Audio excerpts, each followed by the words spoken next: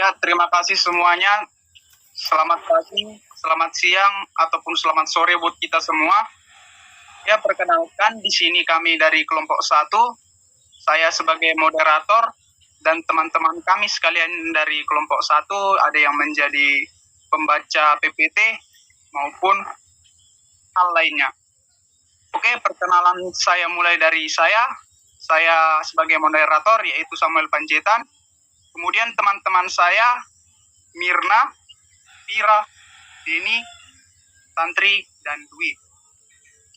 Ya, itulah sedikit perkenalan dari kami semua. Kemudian kita masuk kepada materi intinya, yaitu di sini kita akan membahas hukum internasional klasik. Nah, jadi di sini kami atau kelompok 1 akan membahas bagaimana sih sebenarnya sejarah hukum internasional klasik itu. Nah, saya di sini akan memberikan kepada saudari saya untuk memberikan sedikit materinya, yaitu tentang bagaimana sih permulaan hukum internasional klasik itu. Kami sampaikan kepada saudari Vira. Kami persilakan. Permulaan hukum internasional klasik, katalis nyatanya untuk tujuan pengembangan aturan-aturan perilaku antar negara. Tanpa aturan dan kode etik, ada sedikit hal yang menjamin perdagangan dan perlindungan para pedagang asing dan tindakan-tindakan yang mengancam. Ya, terima kasih buat saudari Vira. Kemudian untuk pemateri keduanya, kami sampaikan atau kami bagikan kepada saudari Tantri. Dipersilahkan.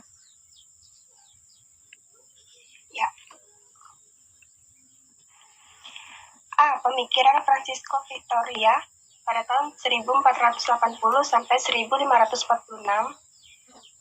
Francisco Vitoria adalah seseorang birawan Dominikan berkebangsawan Spanyol, menulis buku Relectio de Indies mengenai hubungan Spanyol dan Portugis dengan orang Indian Diais.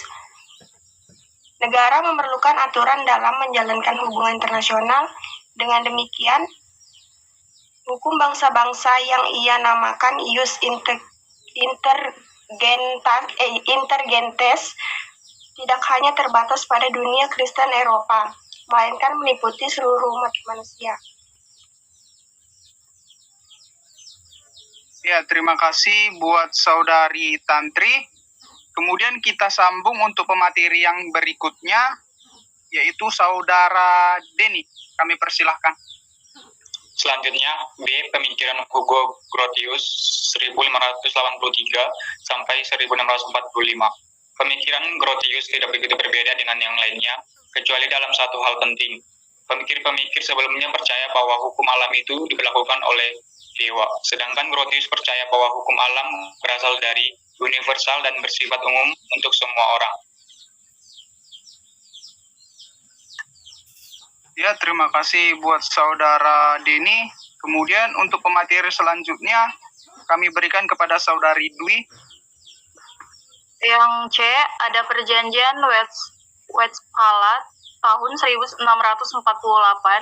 Perjanjian Westphalia meletakkan dasar bagi susunan masyarakat internasional yang baru, baik mengenai bentuknya yang didasarkan atas negara-negara nasional, tidak lagi didasarkan atas kerajaan-kerajaan, maupun mengenai hakikat negara itu dan pemerintahnya, yaitu pemisahan kekuasaan negara dan pemerintah dari pengaruh gereja.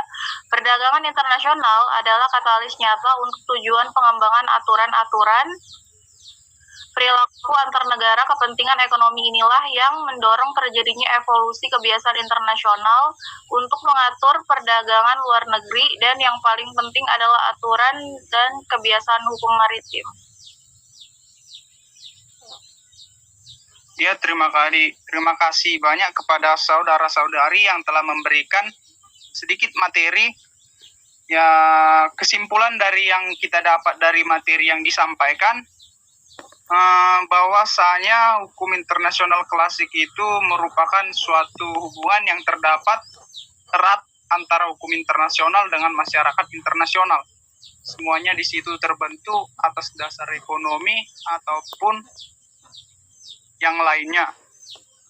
Jadi dengan demikian sejarah hukum internasional itu sebenarnya merupakan perkembangan internasional dalam pembahasan, yaitu yang dimulai dari masa India kuno, Mesir kuno, Cina kuno, Yunani kuno, Romawi kuno, yang kemudian pada masa abad pertengahan yaitu abad ke-15 dan 16, masa hukum internasional beralih ke masa hukum modern. Seperti itulah yang kesimpulan yang saya dapat. Terima kasih atas semua pemateri buat kawan-kawan, maupun jika ada salah kata atau yang kurang berkenan di hati, kami semua meminta maaf. Sekian dari materi kami buat pada hari ini, kami ucapkan terima kasih banyak.